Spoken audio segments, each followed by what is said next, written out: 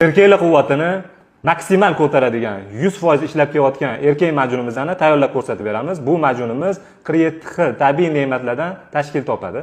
Buning uchun bizga kerak bo'ladi omila, qora xalila, sariq xalila, balila, shirin bodom, zarchava, oq tut qoqsi, norjil, kashnich urug'i, ukrop urug'i, mushk, ashvaganda, qalampir munchoq, xelba, hovlinjon, imbir, qora sedana, uzun murch, sumbula, oq baxman, qizil baxman, kristal hindi, tribulus, hammom pista, gulchangi, sholg'om urug'i, seldir urug'i, oltin tomir, amarant, Braziliya yong'og'i, qovun urug'i, jenshen, rastaropsha, kardamon, sano urug'i, qizil miya, xoju, muvsila, arpa bodyon, uzum urug'i, bargizub urug'i, muskat yong'og'i, basbasa, bodring urug'i, qovoq urug'i, dolchin va eng kerakli mahsulotimiz toza asal.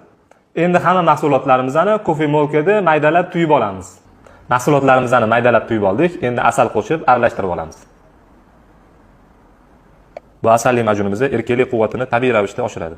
Umumiy holsizlik, charchoq, kuchsizliklarga barham beradi. Yurak qon tomir aylanishlari, prostata salomatliklarini qo'llab-quvvatlaydi. Gormonlar muvozanati buzilishligini tartibga soladi. Erkaklikdagi tanosul a'zolarini shamollashlarini davolaydi. Jinsiy quvvatni shunaqa darajada oshiradiki, keyin uni shahvatini bosish uchun sut cho'p ichib yurish kerak bo'ladi. Oq sochlarni qoraytiradigan xususiyati bor. Yengil grija protruziyani so'rilishiga yordam beradi. Xotirani mustahkamlaydi, miyadagi tiqilmalarni ochadi, jigarni shodlantiradi. Bu majunimizdan muntazam iste'mol qilib borilsa, ko'z nurini tiklashga ham yordam beradi. Erkaklardagi shahvatni juda qo'zg'atadi, ereksiyani oshiradi. Hozirgi paytdagi eng dolzarb bo'layotgan muammolardan tez bo'shanishlikni 100% davolaydi. Mana erkak majunimiz ham tayyor bo'ldi. Bu majunimizni loviyadek hajmda ertalab kechqurun och qoringa 1 stakan iliq suv bilan iste'mol qilib yuriladi.